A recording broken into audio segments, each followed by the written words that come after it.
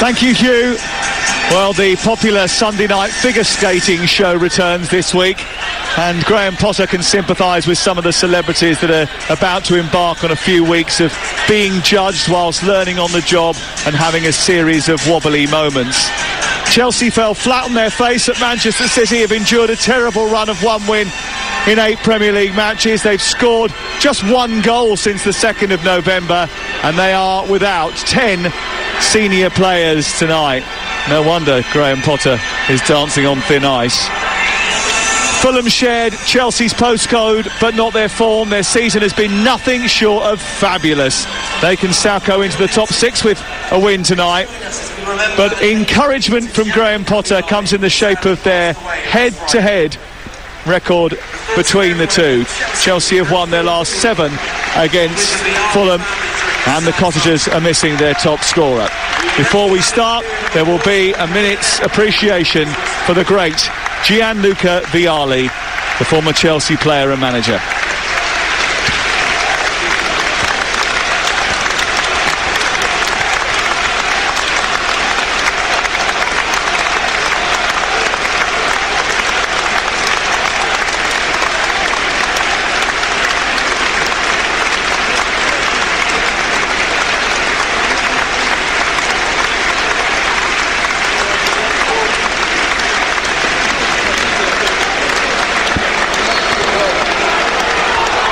No current Premier League side has earned fewer wins or scored fewer goals across their last 8 games in the competition than Chelsea. Let that sink in for a second.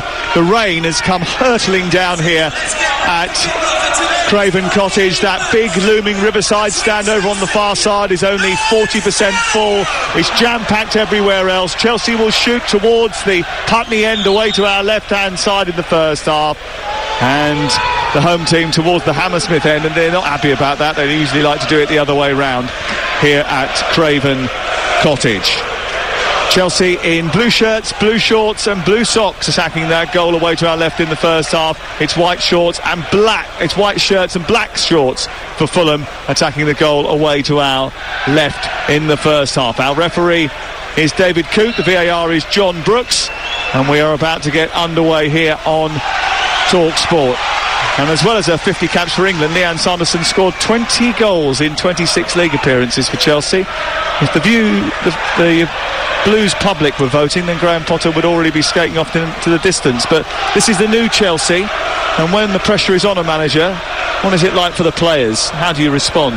I think you have to ultimately, sometimes a player, the manager can lose the dressing room, and I don't think it's at that point yet, but you have to also play for yourself. And I think sometimes in modern day football, players just don't go out there and take the initiative. They often, wait for that guidance, but sometimes you have to play the game. This isn't chess, you sometimes have to play the game at hand, go back to basics and play. And I think a lot of the Chelsea players so far this season have been underperforming. I think you can't always blame the manager. Ultimately, that's who's going to get blamed in the end. But the players have to realise, this is a massive game either way. The next opponent, with Chelsea not winning games, 3 wins in 13 is not enough for Chelsea Football Club. Not enough for any team, let alone Chelsea. You reeled off before, Sam, about the 67 change and those types of things. That's all great if they're winning. But that shows to me that sometimes, I'm not saying Graham Potter's out of his depth, but at this moment in time, he's not doing exactly what every other journalist thought he would do, and he's not getting the team to play to their best strengths. Zakaria wins the ball in the heart of midfield. Chelsea in blue tonight. Fulham with Bernd Leno in goal, Kenny Tete, Tosin, Tim Ream and Anthony Robinson as the back four. Paulinho and Harrison Reed holding. Then Pereira playing behind Vinicius. Willian and Deco Diva Reed are the 2 on the flanks. For Chelsea, it's a back 3 of Chalobah, Silva and Koulibaly in front of Kepa Arrizabalaga. Azpilicueta and Lewis Hall as the wing back. Zakaria and Kovacic and Mount in the middle, and it's João Felix and Kai Havertz up top. And here is João Felix down the right hand side, skips the ball through the legs of the defender, sets up Havertz, gets it back again, taps it to Lewis Hall, and he shoots straight down the throat of the goalkeeper. Well, it's a massive chance that underscores Chelsea's problems, created by João Felix over on the right hand side. He went jinking into the penalty area, put it through the legs of Tim Ream, squared it for Kai Havertz, who should have scored, didn't. And he then squared it when he got the rebound back to Lewis Hall. He should have scored and didn't. Absolutely brilliant play from João Felix. And Kai Havertz, for me, that's too nonchalant. You've got to put that in the back of the net.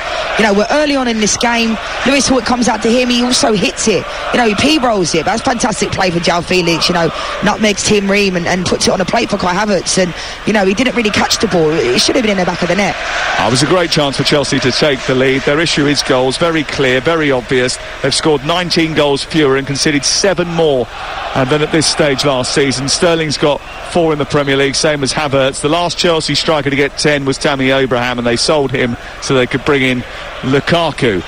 And yeah, they just don't have enough shots on goal. They don't have enough creativity. That was certainly creative from João Felix, and they should be 1-0 in front inside the first 3 minutes of the game. They're not. Here comes Decadova-Reid down the right side for Fulham, motoring up towards the right edge of the penalty area, skips it into the air, gets the second chance to bring it down after it goes over the head of Lewis Hall, and it runs all the way through to Kepa Arrizabalaga inside the 6-yard box away to our right hand side. But Chelsea got to be a little bit careful in that.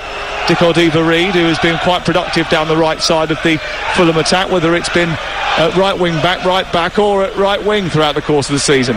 Yeah, he's been brilliant for them, and he's been so versatile, and obviously Lewis Hall has to be mindful of him. But I think, you know, Chelsea needed Kai Havertz to put that in the back of the net, because that would have given them good confidence, will settle the game down a little bit. The fans would have gone a little bit quieter, you know, the fact that Chelsea are away from home. But certainly they're playing really well after these. There's only 4 minutes gone, but you can see João Felix hasn't stopped moving.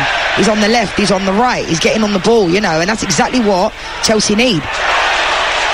Chelsea need a response after crashing out of the FA Cup to Manchester City. The vultures are circling, the headline writers have their fingers hovering over the keyboards. But Fulham are in a terrific place, 7th in the league, 3 points ahead of Chelsea, and through to the next round of the FA Cup after a decent performance by the fringe players against Hull at the weekend. Chelsea have the ball deep inside their own half. 0-0, 4 minutes played, live on Talksport. Here's Lewis Hall, the left wing back, 18 years of age, 18 years of age, yeah. 5th appearance of the season, made his debut when he started in the defeat to Newcastle ahead of the World Cup.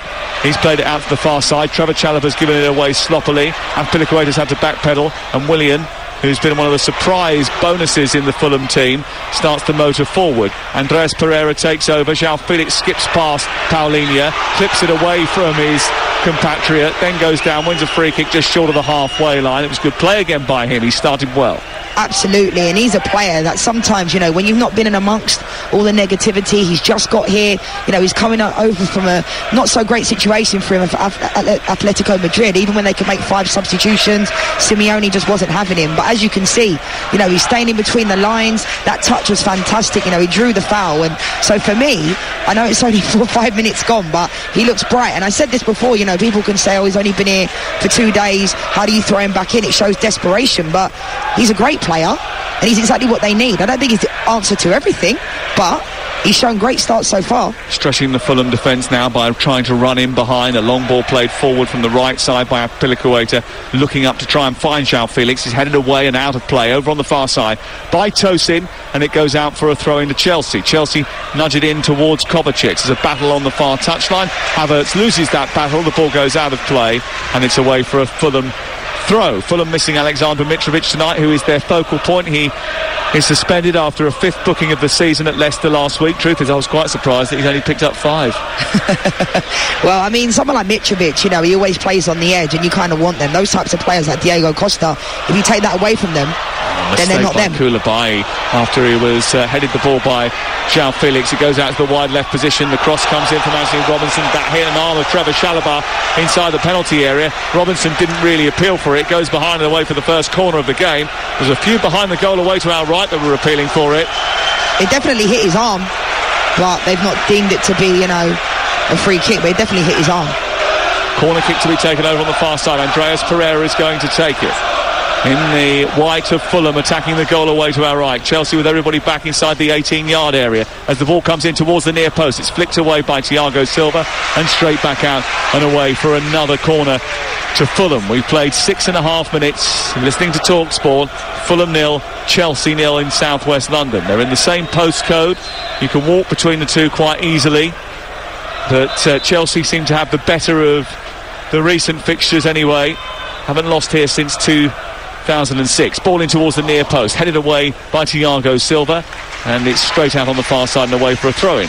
It's interesting because Andreas Pereira's put the ball front post. The last 2 corners he did consecutively, so they're obviously seeing a space there, but none of the Fulham players made that run. Anthony Robinson into the centre, ball collected, turn, Vinicius turns and smashes the ball towards the far corner, and so close to making it 1-0 with a brilliant turn and swivel.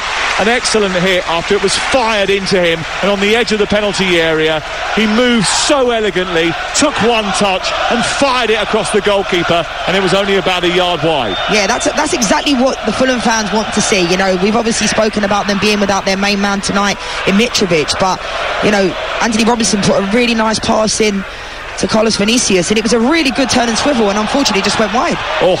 Havertz has just bumped the ball away from Tosin, and then it's run out to the far side. João Felix is chasing, Anthony Robinson has brought him down. It's going to be a free kick. Tosin might get a word from David Coote as well for his foul in the run up to that. It's a yellow card. Who's it a yellow card for? Anthony Robinson? I think the initial first play, from Tosin. Well, no, Tosin's nowhere near the referee giving the yellow card. I think he's given it eventually to Anthony Robertson for bringing out an arm and then tripping João Felix. It's generated a free kick, but yeah, I would have thought the first one was more aggressive. Yeah, the Anthony Robinson, I think he's unfortunate there that he's picked up a booking.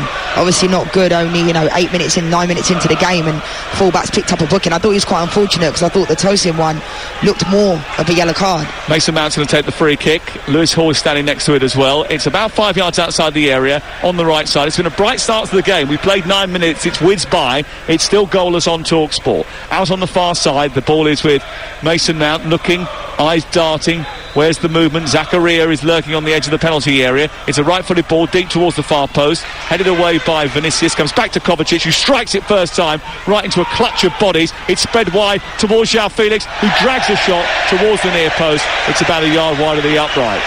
Positive play though. I'm surprised João Felix didn't go across goal. I was expecting him as soon as he took the touch with his left foot to bend it far Pona on that top right, but you can see what he was trying to do. He was trying to catch Bernd Leno off guard, and you can hear the Fulham fans singing "Who Are You?" But I think João Felix has looked really bright in the first 10 minutes. Absolutely, it'd be unfortunate, it'd be disappointed to not hit the target there. He just snatched it a little bit, but good bright play from him. He looks fearless, and that's exactly what Chelsea have needed. Yeah, absolutely, Chelsea have needed it.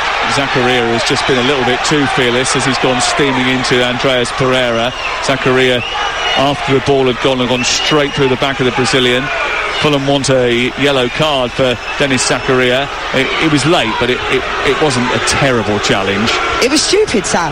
It was just so unnecessary. I understand players want to bite and Zakaria wants to get involved, but I think he's quite fortunate. It's not malicious, but it's certainly really badly timed. So really I think it's really, really fortunate. He hasn't picked up a yellow card. I can understand why Andreas Pereira is speaking to the referee, because, especially on a wet night like this, he's gone sliding across, got nowhere near the ball. Talksport 0-0. Aston Villa leads tomorrow night at 8 o'clock, and that's a Talksport exclusive. Saturday will be at Old Trafford. Rashmin Chowdhury will be alongside me, and Stuart Pearce. We're on air from 11 o'clock, kick-off 12:30. Manchester United versus Manchester City, the Manchester derby, live and only on Talksport. Kovacic wins the ball back illegally. Kenny Tete gets a free kick. It's been a bit stop-start for the last 2 minutes after a really good flow to the start of the game, and David Coote doesn't want to lose control here. That wasn't a foul for me. Nowhere near a foul. No, and I think the referee just needs to let the game play a little bit, because Kovacic has not even touched Tete, and he's gone down, and the ref needs to let the game flow. Also on Saturday, by the way, Everton against Southampton, one of the biggest games of the Premier League season so far, for reasons at the bottom of the table. Deco Reed picks it up for Fulham, cuts in from the right side. He's midway inside the Chelsea half, then runs down a blind alley, gives the ball away, and it's cleared upfield by Cesar Azpilicueta. One back by Fulham again, into Vinicius, who tries to skip away from Trevor Chalobah, whose brother's on the Fulham bench tonight, by the way. And the free kick is given against Chalobah. It's going to be a free kick about 15 yards outside the box wide on the left, and Chelsea now getting a little bit irate. 0-0 the score. That's good from Vinicius. That's exactly what they need. Checking in, you know, getting on the ball, and the Fulham fans are getting irate because obviously Anthony Robinson picked up that booking and Azpilicueta's gone in there and he's not picked up a booking. But we don't want to see the referee, you know, giving out yellow cards willy-nilly, but we want him to be consistent, and I think that's why the Fulham fans are asking for that. But certainly been a heated start to the game from the get-go, but I want the ref to let the game flow a little bit more because it's certainly been stop-start. It has been a little bit like that over the course of the last couple of minutes as Andreas Pereira gets a free kick and whips it in from the left side into the 18-yard box. It's by the penalty spot when it's headed away by Kai Havertz. João Felix nudges it backwards rather than forwards, and Azpilicueta scurries into the right full-back position to put it out for a throw-in over on the far side. Fulham's win percentage is drastically affected when Mitrovic isn't in the team. In the 164 games they've played with him in the side, they've won 43% of them. That dips to 28% without him. He's not in the team tonight, but Vinicius has looked lively so far. He's still looking for his first Fulham goal. Willian jinks his way to the left edge of the Chelsea penalty area, high up inside opposition territory. Anthony Robinson's cross on the overlap wasn't particularly great. Lewis Hall seemed to control that oddly. There was a claim for handball, wasn't given. Tete wins it midway inside the Chelsea half, and they've won it back high up here to keep Chelsea under real pressure. That's a mistake though by Harrison Reed, given away to Lewis Hall. João Felix leads the counter-attack. Andreas Pereira has just cynically tripped João Felix. He's going to get a yellow card as a result of that. Now, I think that's all come because of the frustration that he gleaned from the earlier tackle from Zakaria. Zakaria wasn't given a yellow card. He's been mouthing off ever since. He got frustrated. He's then kicked out João Felix. Now he's the one that's gone into the book. It was just absolutely unnecessary. Absolutely. I completely understand why Andreas Pereira feels frustrated, but this is the type of game that you have to keep your head, because you don't want to be picking up yellow cards, because now he's going to have to be careful. Anthony Robinson is going to have to be careful as well, playing in those positions where they're going to have to put their foot in. Chelsea combining down the right in towards João Felix on the volley. Didn't quite get hold of it. It was offside anyway as the cross came in from Mason Mount down the right side.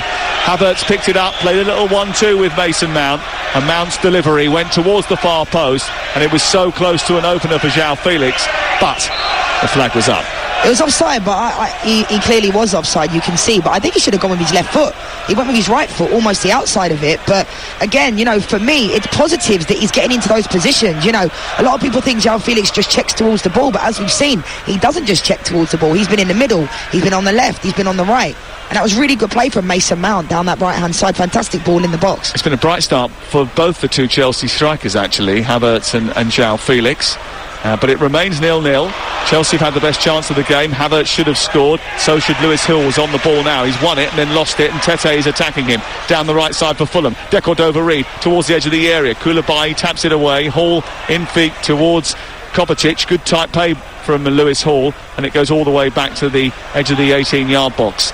And bearing in mind Chelsea have Ben Chilwell and Lewis Hall. I mean, Lewis Hall may end up not turning out to be a top international player like Ben Chilwell, but it does beg the question why they spent 62 million quid on Cucurella.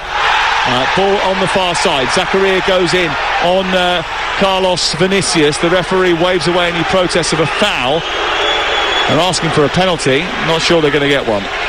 I can see why they're appealing for it, because it'd have been a soft one. We've seen him given, you know, he's gone down in the 18-yard box. Good play down the left-hand side by Willian. There wasn't really much contact, was there? I mean, it was literally just was there even an arm in the back? There was definitely no contact with the feet. No, but you know, it's modern-day football, Sam. Players are going to go down, and these Fulham fans are going to literally, every single time there's an opportunity, they're going to shout as you would do. So, but for me, what I've liked about what I've seen from Fulham so far is that they're fearless. You know, they're high-pressing. Oh, VAR are checking for a possible penalty here.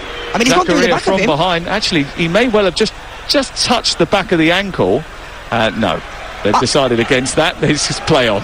I mean, they have to check it, and that's the consistency that we want, you know. Check it and see. One by Havertz on the edge of the centre circle. Up to João Felix. He's trying to get a shot away. Might come through to Mason Mount, who's kept it alive inside the penalty area. Kovacic with a volley. Takes a deflection over the top of the crossbar and out for a corner off Kenny Chetty for the first corner of the game for Chelsea.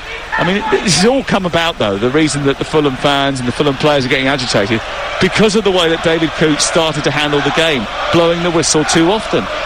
Absolutely, and didn't let the game flow. I thought, João Felix has picked up the ball there. I thought it was quite a poor run from Mason Mount, because he just run straight across him, and João Felix's shot has actually hit Mason Mount. I'd have liked to have seen Lewis Hall just be a little bit more positive, getting down the left-hand side and providing an option for João Felix. Corner to be taken far side. Mason Mount, hand in the air, delivers a right-footed outswinger in towards Thiago Silva, whose looping header drips past the post on the left-hand side and just fades away into the Chelsea contingent behind the goal. The Chelsea supporters that have made the very short journey across the borough of Kensington and Chelsea into Hammersmith and Fulham, and they are here today watching their team, hoping their team can get back to winning ways. Actually, the Chelsea Stadium, Stamford Bridge, is narrowly in the borough of Hammersmith and Fulham.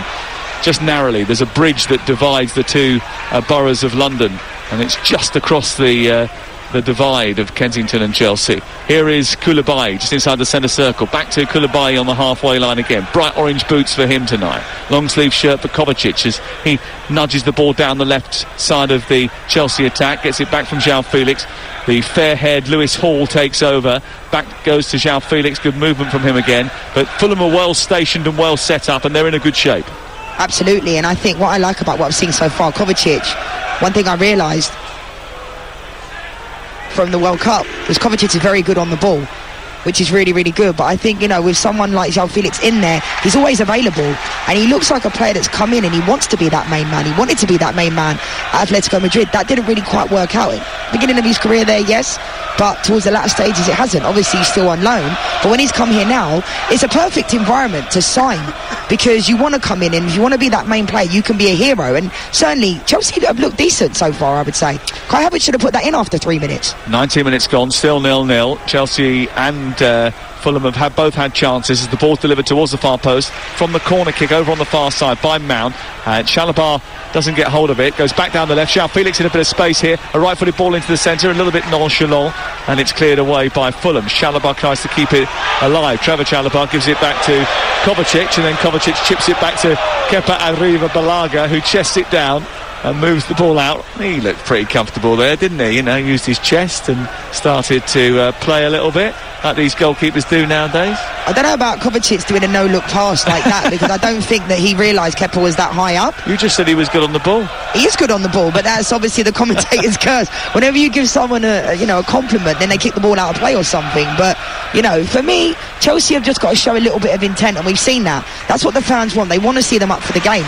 Here is Anthony Robertson down the left-hand side. It's cut out by Chalobah and cleared away. It's gone out of play on the far side. Problem is I thought even against Manchester City last Thursday night, they were the better team in the first half, but couldn't find a finish. They could not find a way through, and that has been a problem for them.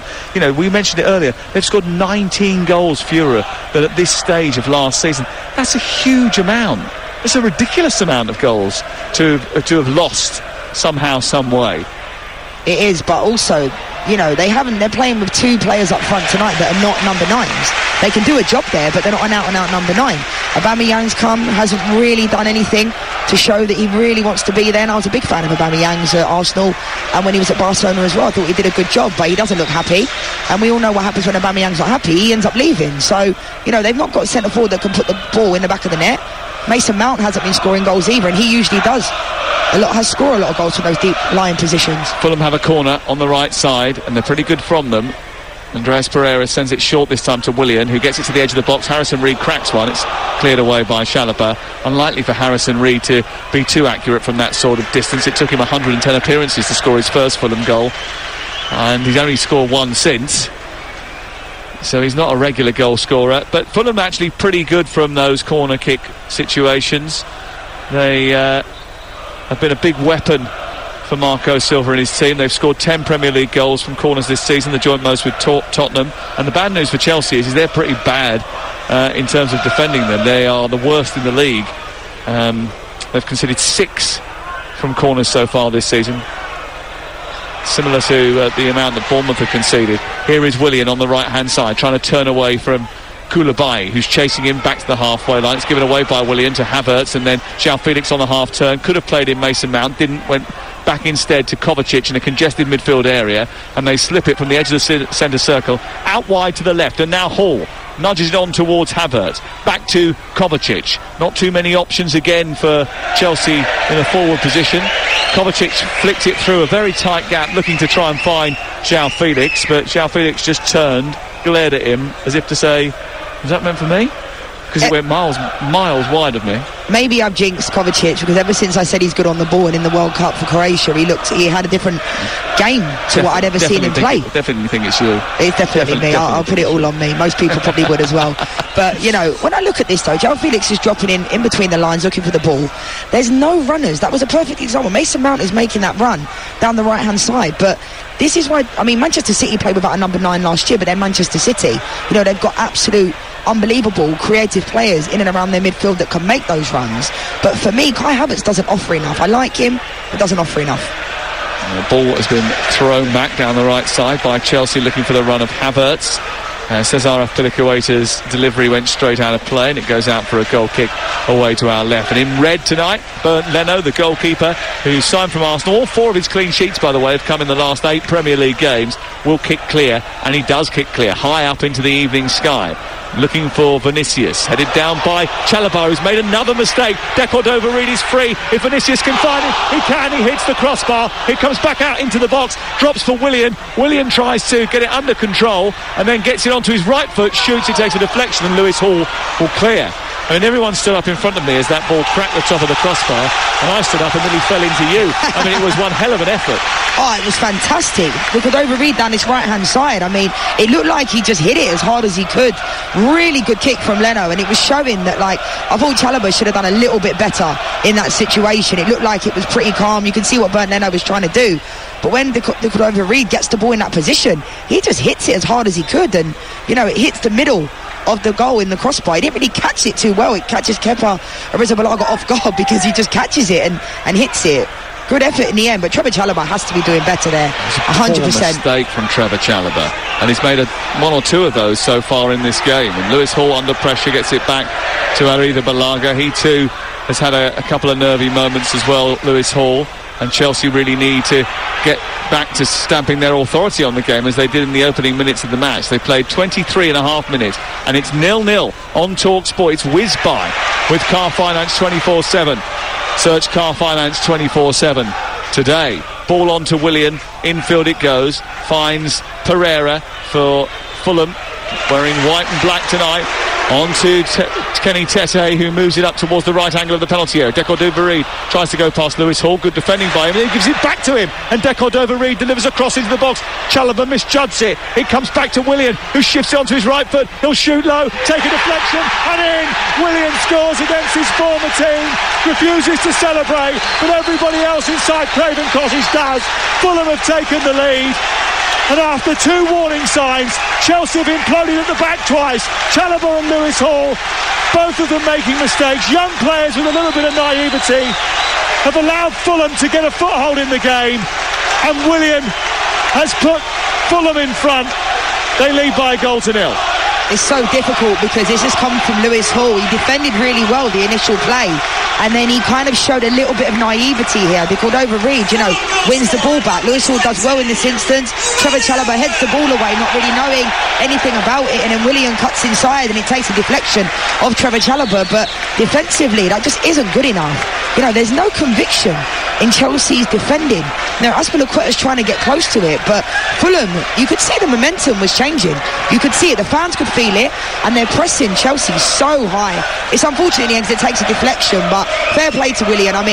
It's gone through Trevor Chalobah's legs in the end. His legs are wider than the Blackwall Tunnel. I know, it's really poor. Why is his stance like that? I don't understand that. I'm not a defender, Sam, but what I do know is that's not how you defend. You can't be defending like that. There's no excuses. He's given away the ball. We'll give away the ball, it happens. But 5 minutes ago, he's headed the ball straight to Vinicius. So, there's no confidence there. And to be fair, like I said, Chelsea were possessing the ball, but Fulham, they could smell blood and they went for it. You can see it, and fair play to him. And now, Chelsea are going to have to show some kind of fight. We'll talk about conviction. For me, that is one thing that is lacking from Kai Havertz's game. We can see the quality he possesses, but he just doesn't have enough. In that, you have to have vigour, you have to have conviction. And I'm going back to it because it was 3 minutes into the game, but that would have changed the game completely. If Chelsea would have put the ball in the back of the net after 3 minutes, the fans would have quietened down a little bit. But right now, I mean, Fulham, fair play to them because they are playing really well. Harrison Reed, you know, Andreas Pereira, absolutely brilliant. Not just him always wanting the ball, but switching the play out on this right-hand side to the Cordova Reed, and Koulibaly can't get near him. Well, Chelsea have won 2 and lost 5 of the 7 Premier League games in which they have conceded first so far this season. And they have conceded first in this game. Fulham lead by 1-0. The goal coming from Willian. His second goal in Fulham colours after leaving Arsenal. He went on a sort of a run back to Brazil and then got back involved again with football, came back to West London and signed for Fulham. Went to Arsenal for a short period, a very short period. Didn't really work out for him there, but it certainly worked out for him here. 5 major titles at Chelsea, but a big goal for Fulham against them here this evening in South West London. And Fulham lead by 1-0. And how Chelsea react to this and how Graham Potter reacts to this is going to tell us a lot about them, I think. I mean, they showed Graham Potter's face, as they do, you know, as soon as the goal went in, and he just looked startled. But, you know, going back to Willian, when he first started training with Fulham, it wasn't necessarily to sign for them, because when he was at Arsenal, it looked like Willian's career was done. You know, he was so poor. But since he went to Fulham, he signed, and he's been brilliant. João Felix played in by Kovacic, edge of the area, taking on Tosin, trying to get the shot away. He does get the shot away, but it's low and hard, but not either side of Bernd Leno. Right at him, and he drops very easily, the German goalkeeper, and picks the ball up from the floor. Yeah, still dangerous though. I mean, like I said, he's eventually one of those are going to go in. He's always looking threatening. He's always on the ball, you know, and he's hit the ball. He hasn't caught it too truly, but again, he's still a threat. And he looks bright, he looks sharp, he looks ready to go. Yeah, well, he certainly looks brighter in front of goal than Havertz. I mean, he's shooting on sight, isn't he? And that's one of Chelsea's major problems. I mentioned it on the Game Day podcast in the preview to this game, podcast which will preview all the weekend's footballing action, not just this match. You can download it from the Talksport app or wherever you get your podcast, the Game Day podcast from Talksport. And which I said that Chelsea have had 186 shots this season. 17 teams have had more than them. Southampton have had more shots than Chelsea this season, which is a real worry. It is, and for a team like Chelsea, it is concerning because we're used to them playing free-flowing football, creating loads of chances, you know, making those runs. But I do think this time next year, Sam, Chelsea are going to look completely different. You know, regards to not even transfers coming in, I'm talking about the injuries that they've had. You know, N'Golo Kante, those types of players, Chilwell, Reece James. Like, this Chelsea team would look completely different, but they have to play, you know, the cards that the hand that they're dealt with right now. They have to. The ball played in from the right side by Chelsea, straight into the box it goes, and it's distributed upfield by Leno, and then he's given it straight to Lewis Hall. Lewis Hall to Havertz, back to Felix. Felix then tries to send it back down towards Havertz, then he loses control and Paulinho nabs it from him, takes it to the far side and wins it back for Fulham, who lead by 1-0. Marco Silva deserves a big pat on the back after being written off after his Everton and Watford experiences. He's stuck the style that got Fulham promoted. They're attack-minded. The games are always entertaining. This certainly has been, and they lead by 1-0. And some managers just fit, Sam. You know, Marco Silva at Everton didn't really fit. In fact, none of the managers at Everton seem to have really fit of late, and obviously the Everton fans have showed that. But I think you look at this Chelsea team, Graham Potter doesn't fit them for me. You look at Marco Silva, it fits him at Fulham. And, you know, for me, there's a lot of stories within this team, and I mentioned it before the game. They could talk about recruitment. Oh, it's fantastic, such good recruitment, but nobody would have ever seen Andreas Pereira, you know, from Manchester United, that went out on loan. He was never really, it was average at best, has been absolutely sensational for Fulham this year. He's involved in everything. Tim Ream, you know, goes to a World Cup. His career looked like it was going to be more or less over. So Marco Silva, for me, has to have really good man management skills, because he's getting the best out of some players that most people would think were average before they signed here. Chalobah has just committed a foul on Vinicius, giving away a free kick, and his hands were all over Vinicius. I mean, he's had a very clumsy start to the game, Trevor Chalobah. Free kick over on the far side, a yard in from the touchline. Pereira is about to take it right-footed. He'll drip this in towards the penalty area. Vinicius waiting for it, and Tim Ream has come up from the back. Paulinho is quite lofty, is in there too, and Tosin is inside the zone, running towards the near post now, trying to get free. It's aimed in towards Paulinho, who gets hold of it, brings it down, shoots. It's blocked by Havertz. It goes behind and away for a corner. It's a right old mess going on inside the 18-yard box. There might have been an offside flag, actually, which will stop the corner from being given. In fact, there is on this near touchline. But Chelsea a little bit confuzzled by what happened there, with Pereira delivering the ball into the box, and just not set up right, were they? Absolutely not, and they look rattled at the back. I mean, Thiago Silva's been brilliant for them this year, probably the only light really, but that was a fantastic ball from Andreas Pereira, but they didn't get anywhere near the Fulham players. Defensively, Trevor Chalobah has had a really poor first half. I'll be very surprised, and I'm sure Graham Potter just needs a little bit of... He's probably thinking, come on lads, give me something, because... They've given the ball away again here. Koulibaly this time from Kepa Arrizabalaga's pass out towards the near side. It was a dreadful pass out. It was at chest height, about 6 yards outside the penalty area. He lost control of it and then gave Fulham the ball. Now they're breaking Chelsea and coming up the field, but they look completely out of sorts now they've conceded that first goal here. Here is Zakaria onto Koulibaly. Can they get themselves back straight in some way, shape or form? Out to Hall on the left-hand side. He meanders infield, gives it to Koulibaly. He's got Kovacic to his left, but it's all a bit slow, and Fulham just much more organised. Snap back in, but here's João Felix trying to beat the lines. He does beat the lines, gets no contact on the ball. And it was a great run by him, and a really good ball into the box to find him from Kovacic. But it's still 1-0 to Fulham. It looked like the linesman had his flag up as well, so it looked like he maybe went a little bit early. Yeah, he did. But again, threatening the back line.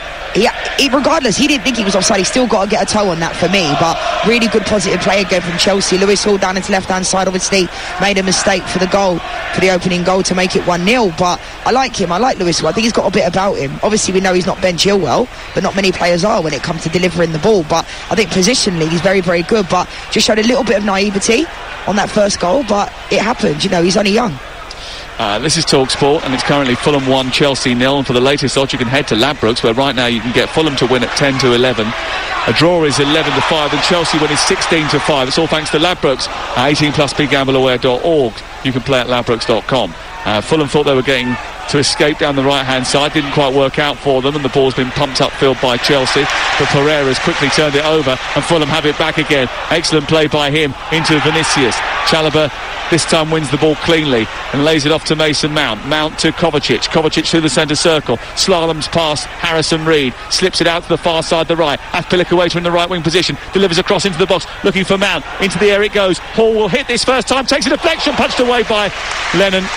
And Leno will push it round the post and out for a corner kick. Lewis Hall's had two great opportunities now coming in from that left flank. That one he didn't look too confident with. He just swiped at the ball. He was lucky it took a deflection, which actually almost diverted it into the net, and Bernd Leno had to react and did so. Yeah, in the end Lewis Hall hit it into the ground. It looks like it was almost on the half volley. He didn't catch it too truly, but Tosin was there to block it. But good play from Chelsea. I mean, Azpilicueta down the right-hand side, but there still isn't much movement, because when you're playing without a number 9, no one's making that front post run, middle of the penalty spot, the far post.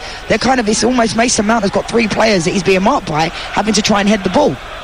Yeah, and that is not the strongest part of his game anyway. Here is Mason Mount down by the corner flag away to our left-hand side. In front of the punt at the end. He hits it right-footed in towards the centre of the 6-yard box. It's flicked away by Tosin. Good strong defending by him. And it bounces once before Kovacic tries an acrobatic scissor kick, which goes right over the top of the crossbar and doesn't threaten Bernd Leno's goal. You're listening to Fulham Chelsea on Talksport, and Fulham are leading by a goal to 0 with Now Sports. Don't forget that with Now Sports you can stream the Premier League live without a contract from $11.99. Search Now Sports 18+. Stream via the internet. Terms apply. Here's Leanne Sanderson. With Kovacic, though, he has that in his locker to only score top quality goals because he has it within him. But that was a little bit far-fetched, from that position. But for me, you look at Chelsea's bench, you've got Conor Gallagher, Hakim Ziyech potentially that could come on and make a difference. But for me, Chelsea have just looked all over the place defensively. I think in the attack, they showed decent sparks, but Mason Mount is getting the ball, as we just saw then, and he's got 3 players, and Fulham have done such a good job defending. Chelsea are turning over the ball so much. Trevor Chalobah has just gone in a very late challenge, and he could find himself in a bit of bother here. It's a yellow card on the halfway line for the way he connected with Paulinho. I just think he was a little bit high. His studs were up. He's lost his head a little bit here. He's obviously made a mistake for the goal. I mean, I'm not necessarily sure it's a yellow card challenge, although his foot has come down on the top of João Palhinha, but it's just the way he dived in for the challenge. He was always going to draw the referee's attention. It was just erratic, really. And I think, when you're in that moment where you feel like you're in a hole and you're sinking, Trevor Chalobah in his first half, he's given away the ball on numerous occasions. He certainly looks rattled. So for me, he needs to get in at half-time and just regroup, have a moment to himself, because he certainly looked really, really poor. And to be fair to him, at least he's putting himself about. But that type of tackle, you're never going to win the ball when you tackle like that. I was never the best defensively at tackling, but as a player, when you tackle like that, you're not going to win the ball. And there's a high risk that some of the fans were even calling for a red card. It's not a red card. No. But I can understand initially why they might appeal for that, because don't give the referee an opportunity like that. He overran the ball.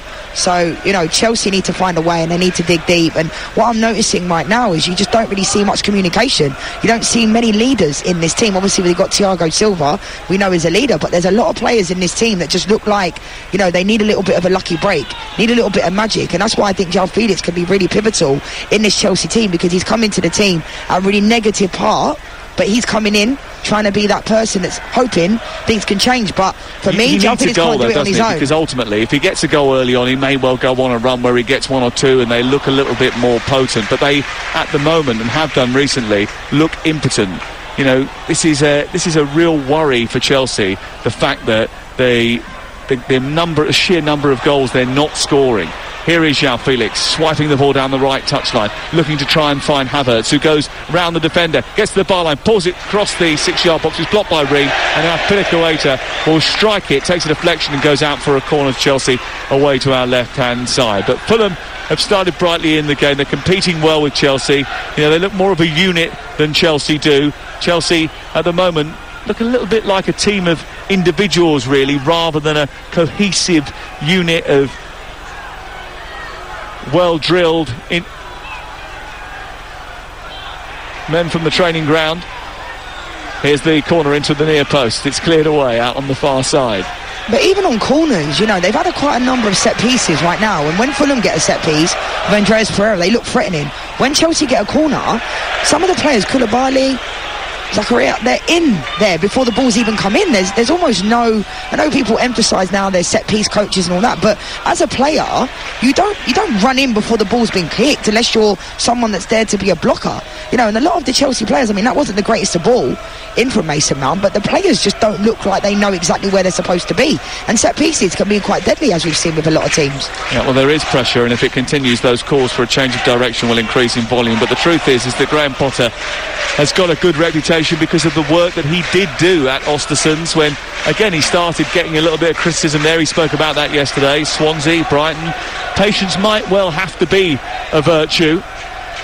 And if Chelsea can retain that patience, and they haven't been ones that have done that in the past, but it's a new regime now, then they may well get the fruit of that benefit. But it's certainly going to be a long road, you would feel, at the moment, the way things are panning out. Koulibaly smacks the ball over the halfway line as Fulham threaten another attack. Tosin's under pressure here from Havertz, who's got the wrong side of him into the penalty area. He's been backed up by João Felix, who on the edge of the box strikes right-footed, saved by Leno down low to his right, parries the ball away, and it's cleared as Pilikawaita gets towards the right-hand side, tries to nudge it into Mason Mount. William rescues it for Fulham. Now they can counter-attack, and it's through towards Harrison Reed. Kovacic again was penalised. Interesting that the referee decided to give that as a free kick, bearing in mind that it was happening behind him and he had his back to the play. But anyway, it is a free kick just short of the centre circle. But that came out of nothing, that initial play from Tosin. For me, it was too nonchalant, a little bit lapsidaisical, which has allowed, João Felix to get another shot off and Kai Havertz to link that play. But Fulham cannot switch off. It's still only 1-0. Chelsea haven't played, their best football, but João Felix has been, he's had so many shots on goal. So many. Yeah, they've been half chances, but at least that's a positive that he's getting into those positions. Deckled over Reed on the right side, gets it back to Kenny Tete. The recoupment at Fulham looks a tad more shrewd than that has been done at Chelsea. When you look at the players they've brought into the first team this year, William, we already mentioned, Andreas Pereira has done a brilliant job. Well, across comes Koulibaly and Chalobah. And he smashes the ball, Koulibaly into Chalobah, and Cordova-Reid is a little bit more alert than Koulibaly, who didn't realise that the ball was being thrown in from the left-hand side and almost allowed him to wander into a free position inside the box. You can't be offside from a throw. Fulham almost exploited that as Pereira then just jinks with the ball down the left-hand side and wanders into an advanced position. Chelsea nudge it out. It's out for a throw on the far side, but Fulham look more confident, they look more organised, they look more cohesive than Chelsea in this first 41 minutes. Absolutely, and what I see right now, I mean, Koulibaly and Trevor Chalobah look like they've never played with each other before.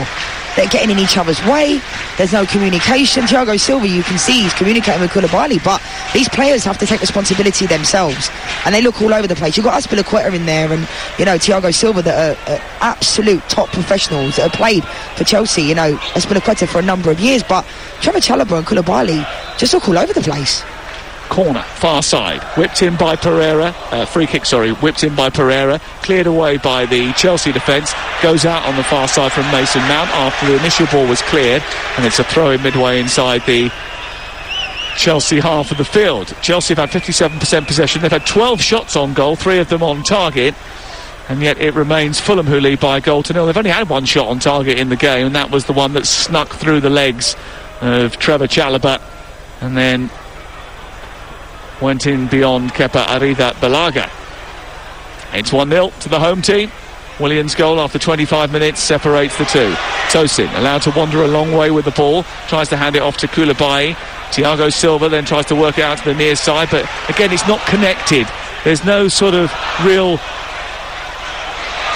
symbiosis with this Chelsea team. Here is Reid down the right hand side, moving towards the edge of the penalty area. Pereira tries to stick it in towards the 18-yard box, but his touch is loose. Chalobah, he intercepts and then he plays the ball out towards the right side and gives it straight to Fulham. Another mistake by him. William picks it up, moves towards the edge of the area. Cordova-Reid sends it square. Hall gets something on it, but still Fulham have possession. Tete with a cross towards the far post, looking for Vinicius, heads it down across the goalkeeper and mishandles and invites a challenge from Cordova-Reid. It's cleared away by Thiago Silva. Another good Fulham opportunity, cleared away by Lewis Hall, and he swipes the ball into the night sky and it goes out for a throw-in. And the locals getting a bit raucous and they're sensing the possibility of a big victory here. It looked like initially for me that Vinicius was trying to head it back across goal to the Cordova-Reid, but maybe he was because there wasn't enough pace on it. But Kepa should have done a lot better there. I mean, he's fortunate in the end that Thiago Silva was there to be able to, you know, clear up the scraps. But again, so many unforced errors, so many uncharacteristic-like mistakes from these Chelsea players. And I'm sure, for me, Graham Potter's going to have to say to them, I mean, Graham Potter's a top, you know, manager. You mentioned the teams he's managed before, Sam, but no disrespect, they're not Chelsea. You know, so all these other teams that he's managed, Brighton, yes, everybody said, oh, he needs to have a big job. He turned down the Tottenham job from what we're made to believe. But these players need to do more. Tete into the centre from the right side, down by the corner flag. It's headed away by Chelsea. Fulham lead by a goal to nil with a minute to go before half-time. After us tonight, 10 o'clock, Sports Bar with Jordan Jarrett, Bryan and Perry Groves. Tomorrow morning, Sports Breakfast, Alan Brazil and Ray Parler and Glenn Hoddle and the Newcastle defender Dan Burner on breakfast tomorrow, 6 o'clock. Alan and Ray on tomorrow from the minute you wake up. I'll be on at 7:30 for Curse of the Commentator. I think I'm sneaking back up to almost level pegging with Ray now. 1-0 here on this Thursday night live football for you on Talksport, with Chelsea trailing once again and struggling once again. And defensively, I mean, you heard a clip actually in one of the packages that we did earlier in the night where Nigel Adderley, who was commentating on that Manchester City game on Sunday, said it's the worst he's seen Chelsea at the back for many a year, and he's not wrong. No, absolutely not. I completely agree. Out towards the right hand side, Azpilicueta trying to turn away from Anthony Robinson, gives it back to Chalobah, who plays it square into Kovacic. Pink boots on tonight. Going to be 3 added minutes at the end of the first half, but Chelsea haven't progressed any further than the penalty area and given it away again. The problem is as well, you look at the likes of players like Mason Mount, they're not, you know, the type of luxury players that Chelsea are used to having. I think Mason Mount works well with players around him, you know, with the likes of N'Golo Kante that's there. You know, he's one of those players that has a lot of, you know, I would say a lot of confidence, but at the same time a lot of fans believe in him. The managers always seem to believe in him, but he needs to do more. You know, for me as well, Mason Mount is going down this right hand side. Is the manager asking him to go out on the right flank and whip a ball in the box? That's not Mason Mount's strengths. So for me, what I'm seeing is that a lot of the Chelsea players are doing jobs that they're not comfortable doing and it's not playing to their strengths. Mason Mount's strengths is making that third player run almost like a Frank Lampard, edge of the box, picking up the ball, running in, making those third man runs, not whipping the ball in from the right hand side. And then Kai Havertz is just reacting off of what João Felix is doing. Kovacic is kind of making a move out here, but with these back players in the back line, I mean, we can see it here. Thiago Silva's trying to organise them, but they have to go back to basics, because Trevor Chalobah and Koulibaly, they're not doing the basics. They can't even control the ball and just play it. Well, Chelsea's top four hopes look increasingly thin after only 2 wins in the last 8 Premier League away games, and they are struggling once again here on the road at Fulham, trailing by a goal to nil under the lights at Craven Cottage. We're in the Johnny Haynes stand, the listed building which has got its wooden seats and its rickety old stands with the stanchions holding up the roof above our head. And we've got celebrities around us. Hugh Grant was sitting in the row in front of us. In fact, he got up, actually obscured my view of a corner earlier. We'll get the producer to tell him about that. Here is Tosin trying to play out from the back, sends it down the touchline, looking for Decordova-Reid. Koulibaly comes across, cuts it out, goes out and away for a throw-in, level with the halfway line. And we are only about 10-15 rows back from the halfway line. We've got a very good view of this near touchline where Kenny Tete is just coming out now to receive the ball, wearing his black gloves. He's going to throw the ball in down the touchline and look for the run of Carlos Vinicius, who didn't get hold of it but still managed to work it through to Decordova-Reid. Zakaria goes chasing him towards the corner flag. He plays it against Zakaria, still gets hold of it. Zakaria is forced to put it out for a throw-in down by the corner flag, and Fulham just seem to have the minerals. They know what they're doing. They've got the smarts that are required to get themselves through to the break. Absolutely, they've got tenacity, they've got conviction. I mean, that all came from a throw. Lewis Hall didn't go on the toes of the Cordova-Reid, and he ends up with the ball because he has that vigour, that energy to try and get on the end of it, and that conviction. So, you know, fair play to the Cordova-Reid, because I think he's caused a lot of problems for Lewis Hall down this right-hand side. Well, Marco Silva promised yesterday to ensure that Chelsea knew they were playing away from home. They do. They really do. Even without Mitrovic, Fulham are beating Chelsea at the break, thanks to a goal from Chelsea's former left winger in Willian. He won 5 major titles with them, but he's got the opening goal of this game after 25 minutes. João Felix had about 4 or 5 decent opportunities in that first half. He looked lively, but it's still Chelsea who are waiting for a goal. They've struggled in front of Fulham's net once more at half-time. It's Fulham 1, Chelsea 0. I'm surprised there are no changes at half-time, but there are no changes for Chelsea at the break, who are about to get us off and underway in the second half of this game. You may remember quite famously that Fulham won here at Craven Cottage against Chelsea in 2006. It was March time. Luis Boamortes on the coaching staff scored for Chris Coleman's team. William Gallas was sent off for Chelsea after the 90-minute mark. But Jose Mourinho infamously made a double substitution after just 26 minutes in that game. Drogba and Damien Duff came on for Joe Cole and Sean Wright-Phillips. Why has Graham Potter decided not to make any changes after that first half? Well, you tell me, Sam. I mean, we know he's not afraid to do it. He did it against Manchester United earlier in the year when he brought on Kovacic after 30 minutes. So, for me, it's not always about the changes that need to be made. They just need something. They need better quality. And I think, you know, if things don't change after 10, 15 minutes, then he will make that substitution. Conor Gallagher will probably come on because he looks like the player that came out of half-time with a little bit of intent that he's been told, you know, you're coming on in 10, 15 minutes if nothing changes. So, we'll have to wait and see. But these Chelsea fans deserve a lot more than their players are showing. They really do. Go through the 2-11s for you in just a second. Chelsea shooting from left to right, and Lewis Hall is trying to twirl his way past Bobby Decordova-Reid, and then Kenny Tete just leaves a little bit on him, and the free kick is given for Chelsea in the wide left position. Fulham have got Bernd Leno in goal. They're wearing white shirts, black shorts and white socks, attacking the goal away to our left in the second half. The right back is Tete. Tosin, Ream and Anthony Robinson make up the back four. Reid and Paulinho in midfield. Andreas Pereira is behind Carlos Vinicius, who leads the line in the absence of Mitrovic, and the flanks are patrolled by Willian and Decordova-Reid. Chelsea in just a second, wearing blue shirts, blue shorts and blue socks. Right-footed Mount takes a free kick into the centre, comes back towards the near post. Does it go over the line? I think it did. It was stuck inside the 6-yard box by Koulibaly. Mason Mount's delivery looked as if it may well have gone over the line initially when Bernd Leno tried to drag it back, tried to claw it back. It came out to Koulibaly, who then seemed to do the same. Saw his shot repelled by Leno, but it looked as if that went over the line too. The watch went off. I think it went off for the first one, to be honest with you. It certainly went off for the second one. It's Chelsea 1, Fulham 1. I mean, it's great creativity from Mason Mount, but I think the goalkeeper has to do better there. I mean, he's got completely caught. You know, I have to wait to see again if he's got a one-man wall and it's just gone straight in, it looks like. Or has it hit the post? I think it's hit the post, came off the goalkeeper. It might have gone in once. Yeah. It certainly went in the second time from Koulibaly. When I first saw it, it looked like the initial one from Mason Mount went in, but on the second one, definitely not from Koulibaly. It's gone over the line. But, you know, Mason Mount showed great creativity to try that, because Bernd Leno didn't see that one coming at all. But that's exactly what Chelsea need. They definitely needed that. And it was almost like a carbon copy this time in the first half when Kai Havertz missed that chance. And now, as you can hear, the Chelsea fans are going absolutely mental in that far corner, and the Fulham fans have gone a bit quiet and flat. So that can change everything. I think they were actually singing "We Are Staying Up" in a rather sarcastic way. 1-1 the score. Fulham 1, Chelsea 1. Chelsea scoring within 3 minutes of the second half. They should have scored within 3 minutes of the first half. They didn't.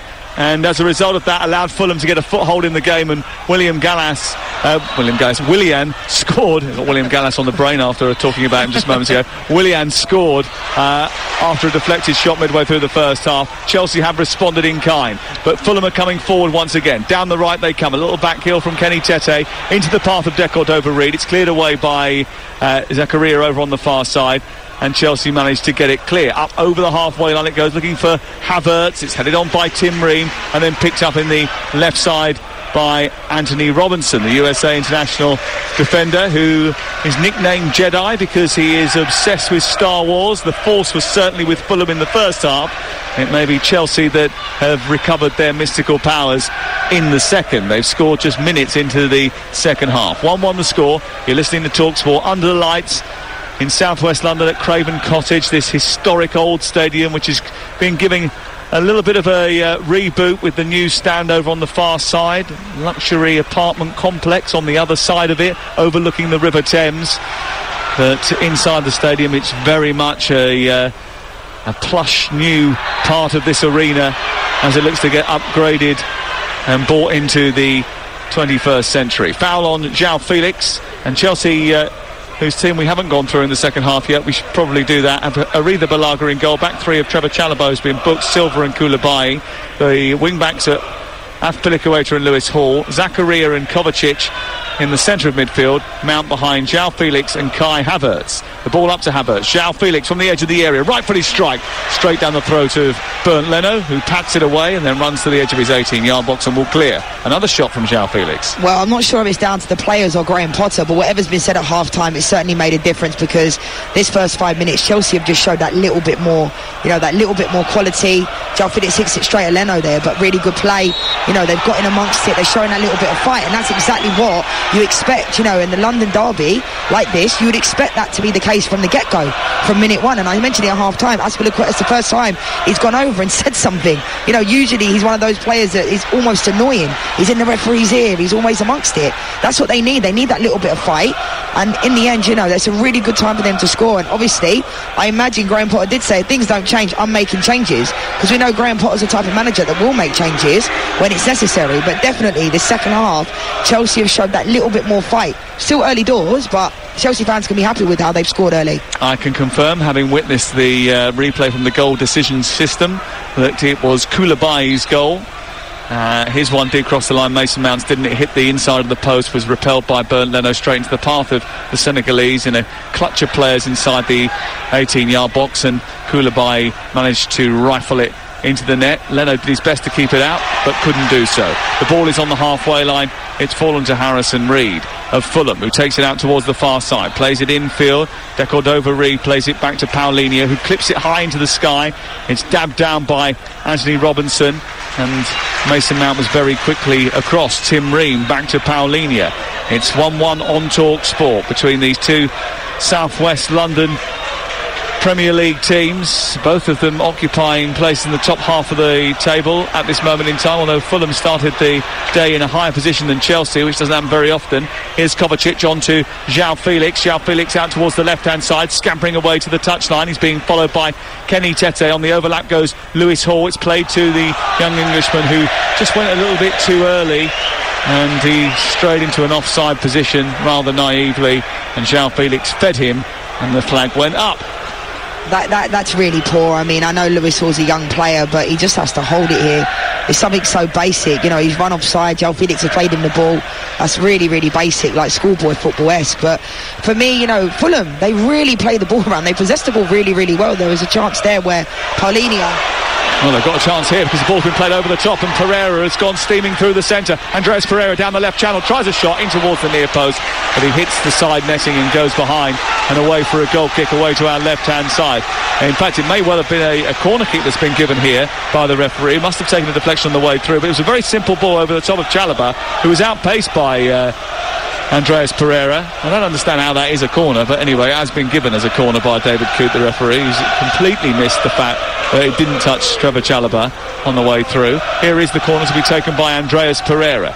He'll hit it right-footed in towards that congested penalty area where Paulinho is waiting, and so is Kenny Tete and Tosin Adebayo. Tim Ream at the far post as well. It's right underneath the goalkeeper, away by Chalobah, who rises well and gets a good headed clearance on the ball. Zakaria then retrieves possession, and now Chelsea have a chance to break. It's 2-on-2, and João Felix has made a dart through the middle. Havertz delayed the pass, and now Fulham are allowed to get players back, and he's overhit it, and he's run it out of play over on the far side, and it's away for a throw-in to the home team. What a waste of an opportunity. That is so poor from Kai Havertz, and Graham Potter literally looked to his bench and sent them out to warm up from that moment, because the both of them, Mason Mount made a really good run, João Felix made a good run. The timing of the pass had to come. You know, if Kai Havertz wants to hold on to the ball, take it down the left-hand flank and then deliver the ball. But he's run it completely out of play, and that's not good enough. It really isn't. Chelsea have got a real problem here. I think it's who's down on the floor over on the far side? Is it Zakaria who's gone down? And he is thumping his chest and saying that he needs some treatment. The Chelsea physios have immediately signalled for a substitute. He doesn't look comfortable at all there. His left leg is the one that's being manipulated by the physios, but he doesn't look at all happy. He did have a really bad knee injury when he was at I think it was at Borussia Mönchengladbach, was he, for a little while, and I think he picked up an injury there before he went on to Juventus. That's not, you don't like to see a player, and it's like he knew straight away. He pulled up. It was almost, I wouldn't say an off the ball incident, but somewhat to a certain degree, and he knows within himself, and it's always disappointing to see. But it looks like Jorginho is about to come on and replace him. Yeah, that's a bit of a worry for Denis Zakaria, who's only really got into the Chelsea team in the last few weeks before the season pause for the World Cup. It's his 7th appearance tonight for Chelsea on loan from Juve, and Jorginho comes into the team. Could leave on a free transfer in the summer. There's certainly a school of thought that seems to be the most likely outcome now. Chelsea look as if they're going to keep N'Golo Kanté for another year, although they can never seem to get him fit. And Jorginho looks as if he's in the last sort of 6 months of his Chelsea career. That's the sort of feeling that is coming out of Stamford Bridge. He has wandered into the heart of the Chelsea midfield. They may well need him tonight. It's 1-1, and they need a positive result. Chelsea score for the second time in 2023, and the goal coming from Kalidou Koulibaly, his second goal of the season. His only other goal was in August against Tottenham, and that was a belter of a goal. And this one, a good finish, which only just crossed the line. Throwing over the far side, Chelsea have it. Was that a foul throw? No. The ball had gone out and come back in again. It was a foul throw, though. The first one was a foul throw, yeah. It's going to be a free kick for an offside over on the left-hand side, which Koulibaly is going to take. Zakaria is walking all the way around the perimeter of the pitch. He's going to go straight into the tunnel to get further treatment. I mean, it doesn't really change the formation, but I actually think, I hope Zakaria is going to be okay, but I think Jorginho is a better ball player. and he's really good at getting on the ball, which maybe Mason Mount feels more comfortable with him. So in that position, and Kovacic, they played there so many times together. So I think this could actually be a good change for them, even though it's been forced. João Felix has gone in on the halfway line on Kenny Tete. It was high, it was very high, he was late, he was never going to get the ball, and referee David Coote is walking over to the touchline to make a decision here. He's asking to speak to João Felix. He's being chased by a clutch of white shirts. He's beckoning over the Chelsea player who's making his debut. João Felix is going to get a red card on his Chelsea debut. And Chelsea's problems get worse and worse and worse. João Felix, eager to impress, stretching high into the evening sky to try and poke the ball away from Kenny Tete.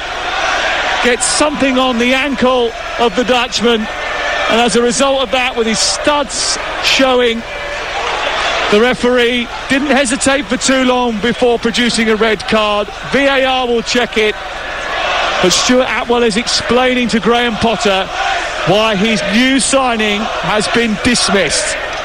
I mean, when I first saw it, Sam, I was thinking maybe, but that is a really poor tackle. It's high, you know, it's in the shin. I feel for João Felix, but that is so silly, so silly. And for me, definite red card. They'll look at it. The more you look at it, the worse it becomes. I know when you slow it down, it gets worse, but I feel for him because he's been their best player. But that is a really poor tackle on Tete. Really poor. Hugh Grant has just stood up. He's dressed in a Baker Boy cap with a big scarf on tonight, and he stood up and he's not waving to João Felix, waving him goodbye as he goes down the tunnel and into the dressing room. And the Fulham fans all bellowing at and taunting João Felix.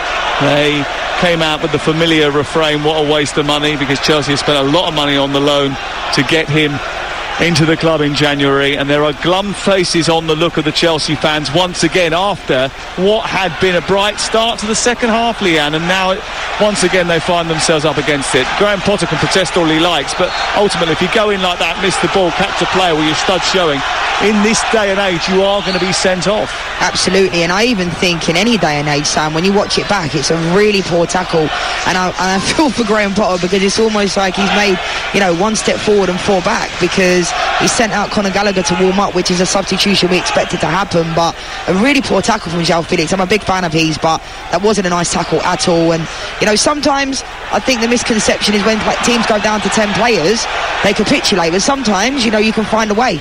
You can. Well, Graham Potter is well renowned in coaching circles for coming up with solutions to problems and devising decent coaching plans. He's got to come up with something pretty special here to get Chelsea through the next 30 minutes. I mean, listen, I think if Chelsea come away with a point here, they'll be absolutely delighted. I think they would have been delighted prior to the match if they come away with a point here, bearing in mind how well Fulham have been playing recently. They've won every game since the resumption of the season, but especially now that Chelsea are down to 10 players. Fulham 1, Chelsea 1, Willian scoring for Fulham, Koulibaly for Chelsea. But Chelsea down to 10 players. Willian into the back of Mason Mount, knocks him over, free kick given. Jorginho takes it too quickly. David Coote wants to pull it back again and make him take it once more. Fulham have been enjoying their London derbies this season. They've already beaten Crystal Palace and Brentford. Win tonight and they would win 3 Premier League derbies in one campaign for the first time in 10 years. It's eminently possible that still is available to them, especially now they're playing a Chelsea team with a man like. Clipped forward by Thiago Silva, up towards Havertz, who's now on his own again. Jorginho, Kovacic, forward towards Havertz, but it's cut out by Paulinho, who's been excellent again in the heart of midfield. Won by Jorginho, as now it's Fulham's turn to give the ball away cheaply. Lewis Hall with a low cross into the near post, steered away by the diving Tosin Adarabioyo, and it goes behind and away for a corner over on the far side, but that was sloppy from Fulham. Absolutely, but that's what I'm saying, Sam. Sometimes when you go down to 10 players, you have to dig deep and find a way. They have to find a way, and, you know, Lewis Hall got down the left-hand side, and Chelsea, again, second half has been so much better, but now they're down to 10 players, it's going to be difficult. It's going to be really, really difficult, but Fulham just need to keep doing exactly what they're doing, and hopefully, you know, they can get the next goal. There's a rather angry gentleman in front of me who has a point to prove to the referee. He's got a few words to say to him. I don't think David Coote heard that, but he certainly made sure everybody else around him did. Ball given away by Kovacic as the ball's cleared from the corner, and it's picked up by William, who immediately dispatches upfield for Record over Reed. Lewis Hall runs into him. It's going to be a free kick. It's going to be a yellow card for Lewis Hall. Chelsea got to be really careful here. Don't lose your discipline. Don't lose another player. I mean, I think Lewis Hall, I said in the first half, I feel like positionally he looks very, very good for an 18-year-old, but he's shown his naivety in this game, and it's almost too early like, for him to be playing in the first team? To me, that's what it looks like. When you've got a player like Cucurella, I know he's not had the greatest start to his Chelsea career, but he is still a player in the Premier League that's been good for Brighton, played a number of times. And what I'm seeing right now with Lewis Hall is a player that's just been put out there with not really much guidance, and I feel for the lad, I really do, because he's only young. You know, he was at fault for the first goal, then he's just got caught the wrong side, you know, picks up a yellow card, and these things happen. You can learn from them. He's not been an absolute disaster. I think Trevor Chalobah's been far worse, but for me it doesn't look like he's ready yet. He's not to 18 say he won't years of age, and like, obviously he's only his fifth appearance of the season for Chelsea, 6 overall. The fact of the matter is that I can understand why they're utilising him, because Cucurella is having to play every game because Chilwell's injured, and there's a lot of games at this stage of the season.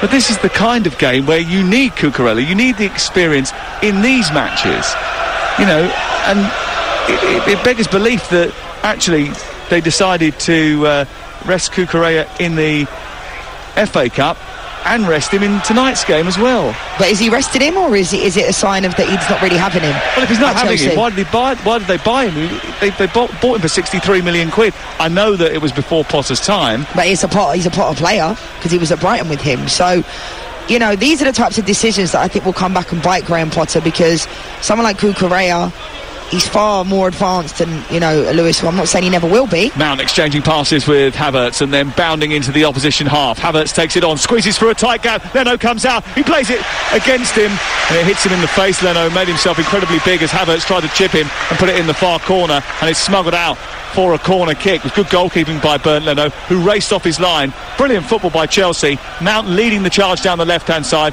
popping it into Havertz, who squeezed through a very tight gap, and then from a tight angle, actually probably would have been better squaring it rather than trying to put it in, because there was a player waiting in the centre in Azpilicueta. Yeah, I mean, he did all the hard work. He showed great balance to get through Kai Havertz, but I think he should have squared it to Azpilicueta. He was there, it would have been a tap-in the back of the net. Corner kick taken on the far side by Mason Mount. There's a lot of Chelsea players in at the near post. It's aimed in towards the centre of the 6-yard box, and it's easily headed away by Tosin.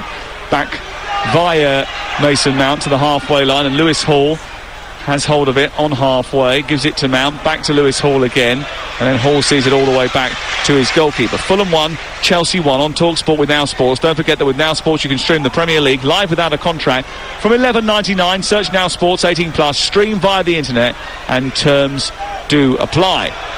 Azpilicueta back to Arrizabalaga, and then into Chalobah, who's on the edge of the penalty area. Thiago Silva wants it back again. He's wearing mauve boots tonight, Thiago Silva. And Chelsea just trying to retain a little bit of possession, rest with the ball for a moment. 65 gone. Kovacic to Jorginho, sorry Leanne. Out to Lewis Hall. They've got it back on halfway now, Chelsea. Looking for Mason Mount. Interception comes from Tim Ream. I mean, you can see the Fulham defenders must be thinking happy days. You know, they've got no one going up against them now, because Havertz and Mason Mount are dropping very, very deep, and Tim Ream and Tosin and Tete have just got to handle, you know, whatever's coming at them, and they're probably having a field day because no one's going up against them anymore. Trevor Chalobah has just been penalised for a foul on Willian. He has to be incredibly careful now, because he's already been booked. He's had a couple of warnings, and he's got to make sure that he doesn't end up following the same path as João Felix and going down for an early bath. There is going to be a couple of substitutions here for Fulham in just a moment, but they're going to have a free kick first taken on this near side. It's midway inside the Chelsea half of the field, wide on the left-hand side. There are two players standing over it, both Brazilian, Pereira Pereira's going to take charge of it. He sends it into the box. He looks to scoot through to Paulinho after initial header from Tosin. It was defended by Koulibaly and smacked out over on the far side and away for a throw-in. It remains 1-1. It looks like Fulham are going to make this double substitution, but what I would do as well is Dan James will probably come on at some point, and he is a massive threat with his pace. You know, he's not the most technically gifted player, but what he does do is he works hard and he can get in behind, and that's going to cause Chelsea a problem later in the game, because I expect them to do that. That's what Marco Silva seems to do, and it seems to work. Havertz taking the ball down on his chest and then accused of handball by the Fulham crowd. Jorginho back to Thiago Silva. Chelsea very deep at the moment, trying to find a way out, but Fulham pressing high up the field and stopping them from getting out. It's played square to the right full-back position, and Chalobah, who hits it long up towards Havertz, who's fouled by Tosin. Free kick given just short of the halfway line. Another one that looks a little bit soft from David Coote. Yeah, I mean, I think I haven't sold that very well, because I thought Tosin did very, very well there. And I know that they're down to 10 players, Chelsea, but Fulham have been high pressing from the beginning of this game. It's been absolutely brilliant, not giving them a second to breathe. Trevor Chalobah was forced to go long. They couldn't find the midfield, and Kai Havertz wins a free kick. I don't think that was a free kick. Tom Kearney on for Harrison Reed. They're going a bit more aggressive in that central midfield area now, bearing in mind that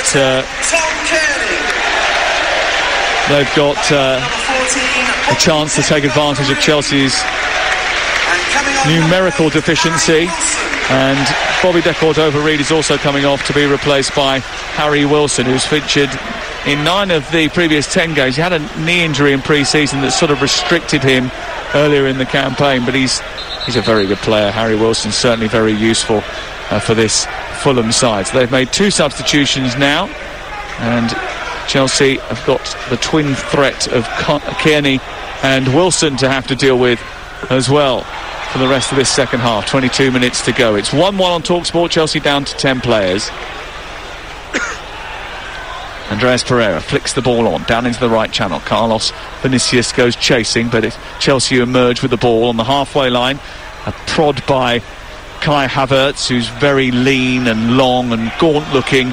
He nudges it back to Thiago Silva, who's 38 years of age and has played more minutes in the Premier League than any other Chelsea player this season at the grand old age of 38. But he's scooped the ball here out to Anthony Robinson. The fullback is charging forward. Chalobah goes to ground, has to scoop the ball away as it's played back to Robinson by Willian. And Fulham once again constructing an attack which ruffles a few Chelsea feathers. Here they come again. Kearney. Infield he wanders. On to Tosin Adarabioyo. Out to the far side. It's collected now by Kenny Tete. Then on to Harry Wilson. Tight to the touchline in front of the Riverside stand. Infield it goes. Collected by Tom Kearney. Back to Anthony Robinson. Bit of space to run into. He swipes the ball through the penalty area. Lewis Hall tries to get rid of it. Doesn't really connect with it well, and it goes out of play on the far side. I think Anthony Robinson's had a really good game. That's probably the only mistake he's made of this game, and you can see the confidence that Fulham are playing with. I mean, they've got 3 or 4 options. Any time a player is on the ball, whether it be Tim Ream on the ball now, there's always players available. Even when Chelsea had 11 players on the pitch, that was always the case. They're passing, moving, the most basic thing, but there's always options. And Willian's been really, really good. You know, he's looked sharp for someone, like I said, that didn't look like his career was over when he was at Arsenal. And now he's at Fulham and he's doing so well. Here is Kai Havertz squeezing through a very tight gap, moving through towards the edge of the centre circle. Of course, João Felix going to be suspended now. Could be for 1 or even 3 games, depending on how it is referenced by the referee.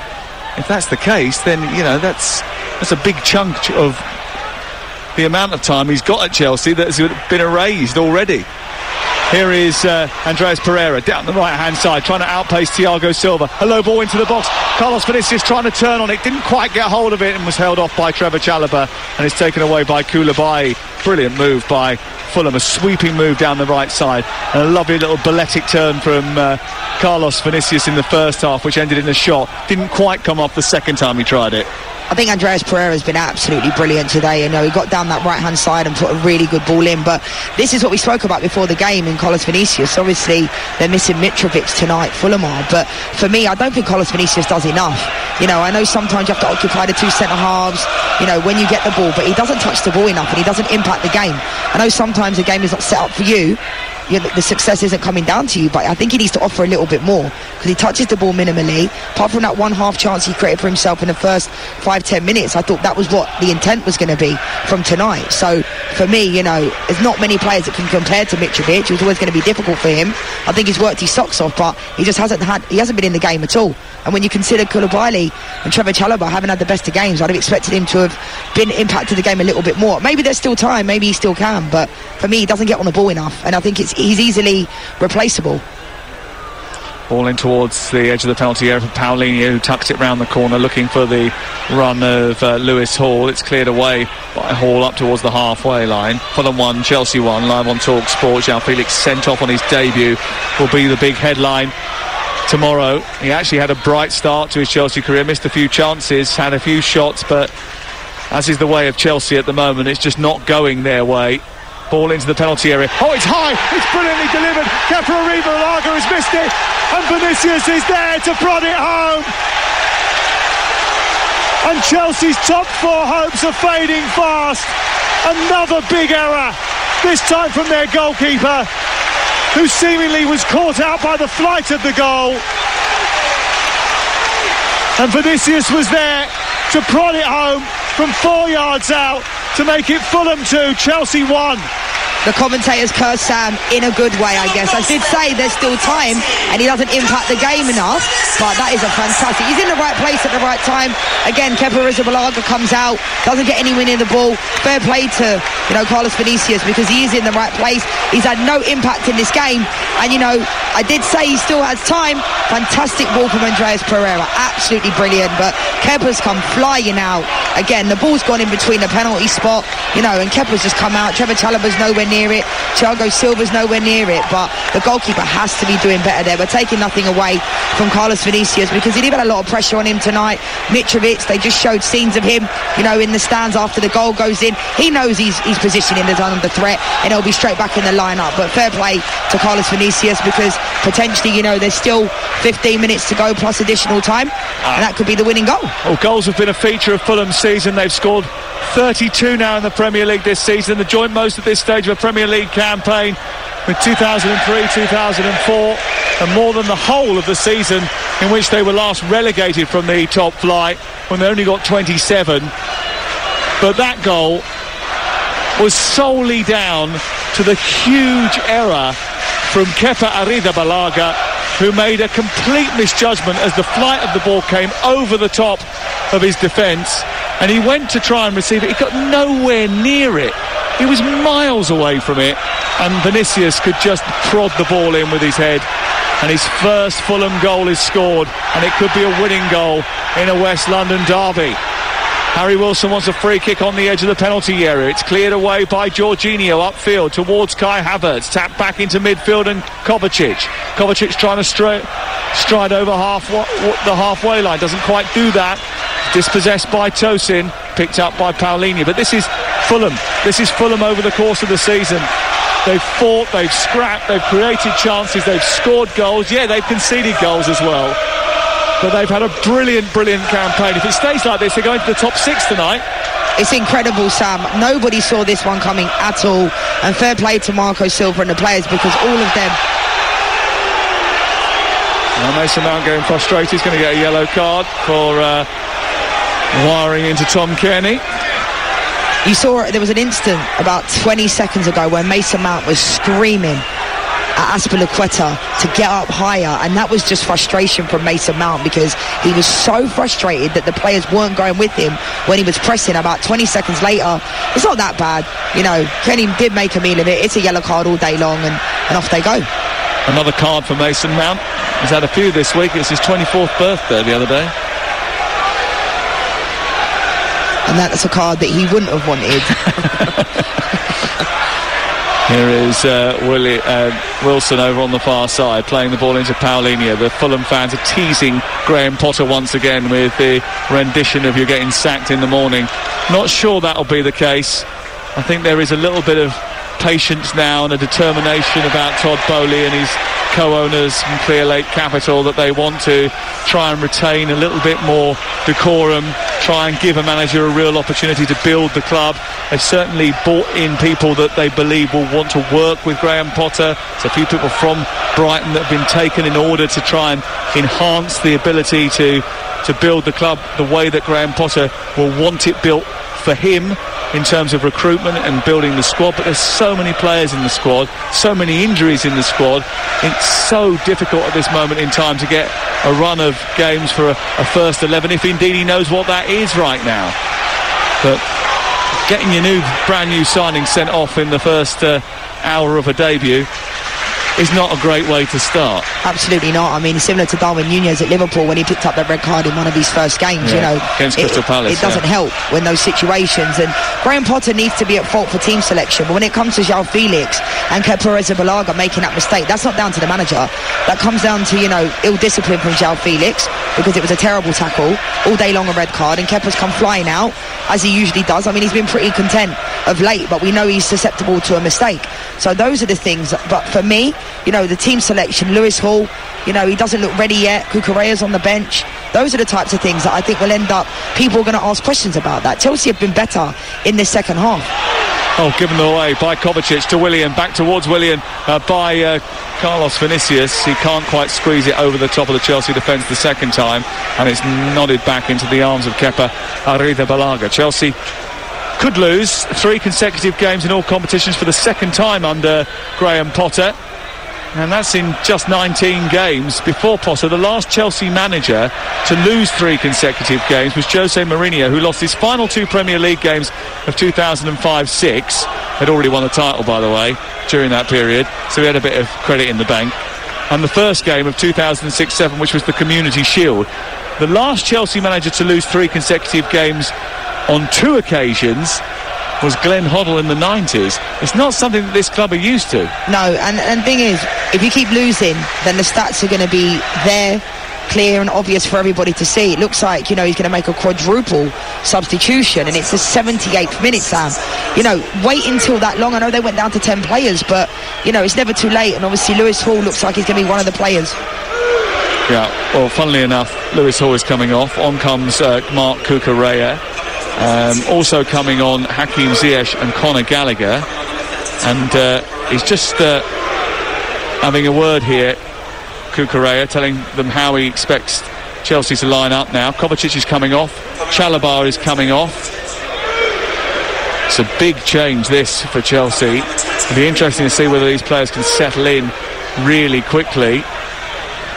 And made a change in midfield as well. Conor Gallagher is coming on, and Mason Mount coming off to be replaced by Hakim Ziyech, which certainly pleases the Fulham support. And Carney Chukwuemeka is also coming on as well. Actually played well, I thought, when he came off the bench during the game against Manchester City in the league last Thursday. I think those substitutions make sense, Sam, to me, because the players that have gone off, apart from Mason Mount putting himself about in the second half, they've been poor. Very, very poor. Fair play to Lewis Hall. I mean, he's only 18 years old. He's got... Ball was almost given straight to Tom Kearney, but... Conor Gallagher's first touch.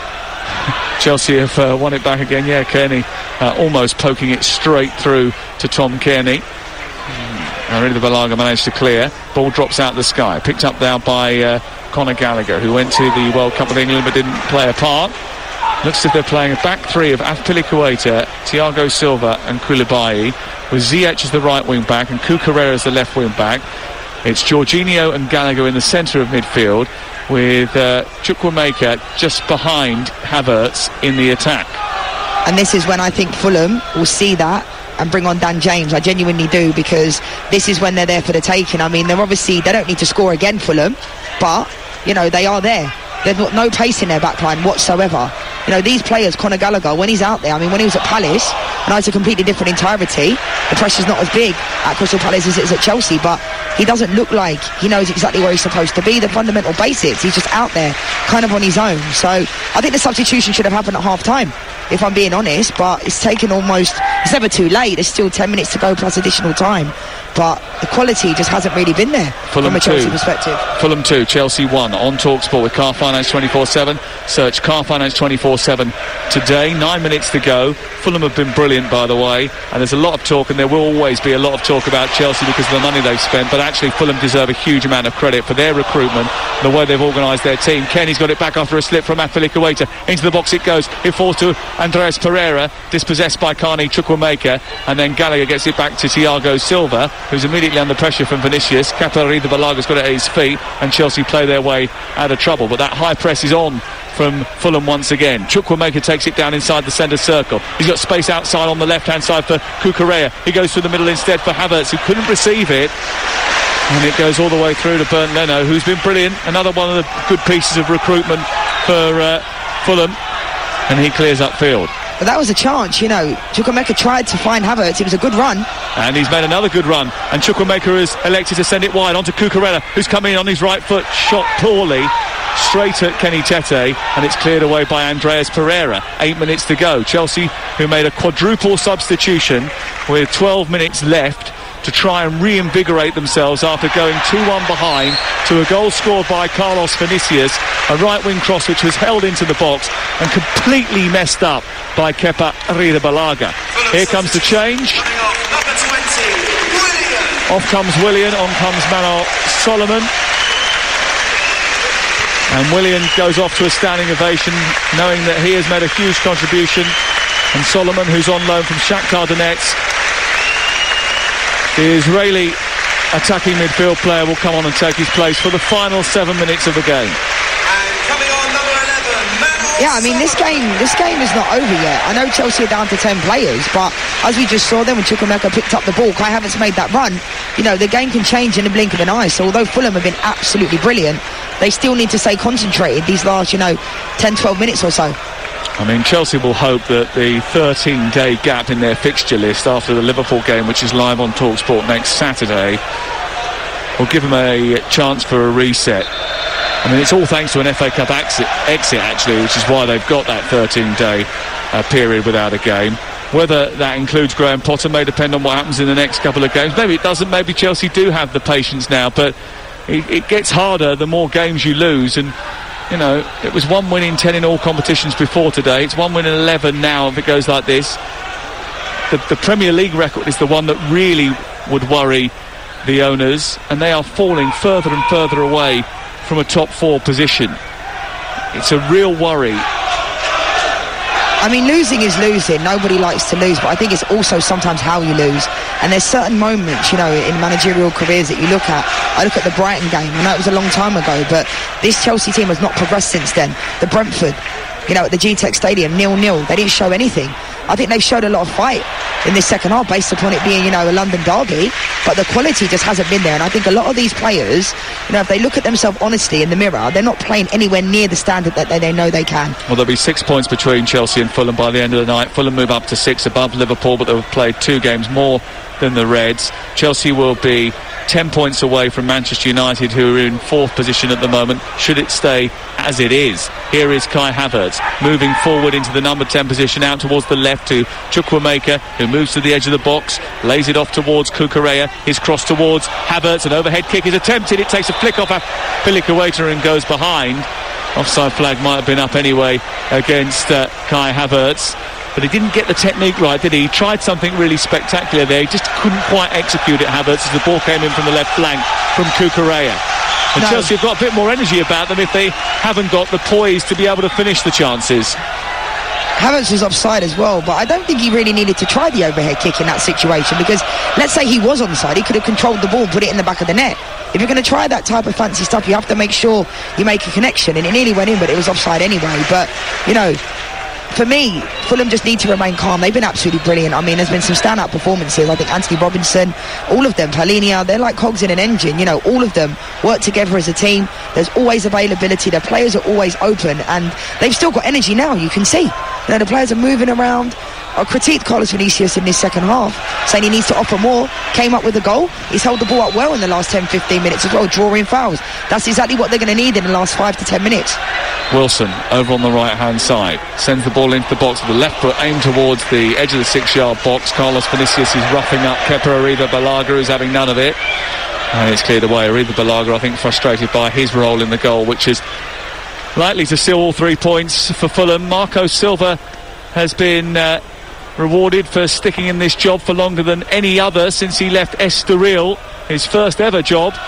He's been in charge at Craven Cottage for more days than he was at Hull, at Watford, at Everton. He gives the impression now that he's settled and planning for the long term. He says, don't talk about the future, just take one day at a time, but he's refused to get drawn into a debate about the possibility of Fulham getting into the European places. They're into the top 6 after tonight's result, but they haven't played a European campaign since 2011. It's not something that happens to this club very often, but it's certainly something that they can start dreaming about, and the fans will start dreaming about if they continue to pick up results like this. And this is a big scalp. They haven't beaten anyone big until tonight, and this is going to be a huge, huge win for this club. All of their victories have come against teams in the bottom 12 of the table up until tonight, but they are going to get a very big scalp here, and they're going to put more pressure on Graham Potter with a victory, unless Chelsea can come up with an equaliser. Jorginho down the left into Cucurella, delivery into the box which is headed behind. 2 minutes and 50 seconds to go before the 90 is up. The ball is out of play away on the far side. Alan Brazil's back on breakfast tomorrow. Dan Burn is going to be on the show with him and Ray Parlour, and also Glenn Hoddle is going to be on the show to review this game as well. Corner to be taken over on the far side. Ziyech to take it. He puts his right arm in the air and his left boot round the ball in towards the near post. Headed into the air by Tete. Thundered aimlessly into the box by Koulibaly, and it's easily caught by Bernd Leno. I would say a high percentage of Chelsea's corners and set pieces tonight have gone to the near post. I'm not quite sure why, because none of the players are making that run towards that. But, I just want to touch upon Fulham's. I think when, the so-called bigger club ends up getting beat, it's all focused on them not playing well. But Fulham, it's hard to believe they just got promoted this season. We've seen teams come up in their first season, Sheffield United, Wolves, those types of teams, and Wolves made Europe. But there's a certain feeling about this Fulham team. They're organised, they're so good, genuinely. Even the substitutions that have come on, they know their role and responsibility, and it's infectious. You can feel it around the club. Yeah, the recruitment has been excellent. João Paulinho, Bernd Leno, Andreas Pereira, Willian all made an impact. They promoted players from the younger age groups as well. Silva's given 5 academy players their debuts, bought through Fabio Carvalho, then sold him on, and Jay Stansfield as well, who made an impact before going out on loan. Here is Harry Wilson into the area, looking for the run of Solomon. Doesn't quite get hold of it. It's pushed behind by Afilicueta. It's out for another corner. Yeah, Carlos Vinicius was certainly looking for a pull from the ref, from Azpilicueta, but again, Fulham they're relentless. They're probably going to hold it in the corner. That would probably be the best thing to do in this situation, but they're certainly still going for it, and they play some really good football. They're exciting to watch. And Chelsea, conversely, are finding themselves in a situation where they are going to find it almost impossible to get Champions League football next season unless they win the thing. They've got Dortmund in a 2-legged tie. Their league form has been so bad that they are going to need to go on a terribly good run of form in order to get anywhere near that now. Ball goes into the box, steered away by Koulibaly. Out on the near side it goes, and away for a throw-in, level with the edge of the penalty area. I mean, Chelsea started the day with 25 points. They still got 25 points. I mean, that is bad for them, like really very bad. They've only had 25 points or fewer after 17 games in 4 previous seasons: 93-94, 95-96, 2000-2001 and 2015-16, when they were utterly abysmal. It just doesn't happen like this. Havertz tries to bring it down. Ream comes across him, nudges it out. But when you have teams around you that have smarter recruitment, when you have teams that are constructing better squads and a more cohesive unit, you are going to find yourself in that situation. Gallagher wrestling with Vinicius. 6 minutes of added time. Is there a chance of a Chelsea equaliser? I mean, it's still possible, Sam. I mean, I think it would be really, really harsh on Fulham, because I think they've been brilliant, organised. But I just think this Chelsea team, I don't think I've seen a Chelsea team play as bad as this, especially live, in a really long time. I know Nigel Adley said that at the weekend, but, you know, seriously, like, they've got nothing. They're not offering anything. Joao Felix was the only player that I felt like had a little bit of something special. And how much of it can you blame on the injuries? Because the injuries to James and Chilwell make a massive difference, because without those two on the flanks, they're the sort of bedrock of the Chelsea team. That's the team's constructed to play with wing-backs, and those two are very, very good at that. You know, obviously Pulisic's out till March. Loftus-Cheek's had his problems. Mendy's had his shoulder issues, had to have an operation on that. Brozia's been out. Wesley Fofana has been out as well. Conte's never fit anymore. They have had a whole host of injuries. They have, and I think any team... Can you blame it as much on that? Not solely. Wilson down the right, moving towards the edge of the penalty area, tries to skip towards a crossing position, goes back to Andreas Pereira. We're into the first 6 added minutes at the end of the 90. The cross comes in from the right, straight down the throat of Ariba Balaga. He wants to get things moving quickly, but there's no one really to dispatch the ball to. I mean, obviously, with those types of injuries that they've got, but they played a large part of their season. You know, Ben Chilwell has had injuries probably ever since he got there. He had the ACL injury. Here goes Havertz in behind the two centre-backs. Tries a left-footed shot first time. Stopped by Bernd Leno. Spilt by Bernd Leno, but no one following it, and he picks it up. Did he take that a little bit too early, Havertz? Yeah, I mean, I think he probably thought he was offside, to be honest, because from here he looked like he was offside. So if that would have gone in, I would have fully expected them to have checked that. 100%. But going back to your original question, Sam, I think any team would struggle without those types of players. But what I see right now is the players that are out there. Hakim Ziyech, I saw him play not too long ago for Morocco, was completely different. When he's here, he looks disinterested. I know he's only just come on. I didn't even realise he was still here. Exactly. That's the point I'm making. You know, Kai Havertz, nowhere near at the standard for Chelsea. So I see a lot of these players that just don't look like they're ready for the fight. And I'm worried for Graham Potter, because there's going to have to be a complete revamp. But having said that, this is Chelsea Football Club. It won't last. It won't be like this forever, because you've got players like N'Golo Kante that will come back into the team that will change things completely. But they do need a number 9. Now Joao Felix is going to be out, you know, because of that red card. That doesn't help. So Graham Potter needs a little bit of luck sometimes, and Kepa's come out for that one. It's his mistake, but you know, the longer this goes on without them winning games, I don't know. I just think in this modern day football, everyone's going to be questioning the manager, and I'm not quite sure how that's going to end until he almost starts to turn it around, or he goes, because everyone's going to be questioning him until Chelsea start to win games. Carlos Vinicius and Andreas Pereira, two Brazilians, are going off to standing ovations. Vinicius seems to have got the winner for Fulham. And on comes Nathaniel Chalobah. It'll be interesting text conversation between him and his brother tonight. His brother hasn't had a particularly good day. Trevor Chalobah at fault for the first goal, and had a really difficult evening here at the Craven Cottage. And now Nat Chalobah, who was once the captain of Chelsea's FA Cup youth winning team, and that was 10 years ago now, is on in central midfield for Fulham, who lead by 2-1 going into the last few minutes. They're going to win for only the second time in the league against Chelsea since 1980.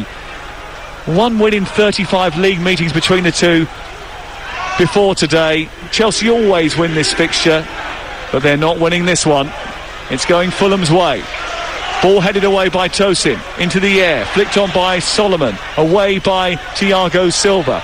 We've played 49 minutes now in this second half, with 6 added at the end of the 90. A poor choice by Jorginho, and Kearney is profiting down the left side now, careering forward, holding off Azpilicueta. Just holding onto the ball in the corner is Solomon. Solomon is being chased by Gallagher. The throw-in goes Chelsea's way. He wants to get on with it quickly, but not too many options in front of him. And ball goes back to Jorginho, then Chukwuemeka back to Thiago Silva. He launches it upfield as Chelsea desperately trying to get any hope of an equaliser, but the ball is brought down by Cucurella. His touch is so heavy, it goes straight into the benches on the far side of the Riverside stand, and the cold chill that is whistling around the Craven Cottage has just got into the bones of the Chelsea supporters once again. And a little tingle goes down the spine of Graham Potter, because he knows he's on the verge of yet another defeat. Here's Dan James, who's come on in this second half right at the very end, trying to combine with Kearney, and it's cleared away by Conor Gallagher. But to no one in particular. They've been a player light for a long time. The out ball is not there. Havertz has run himself into the ground, but he hasn't really been able to profit. He's had a couple of good opportunities which maybe a striker of some repute may would have put away. He had a great chance in the first 3 minutes. What would have happened if that had gone in? It didn't.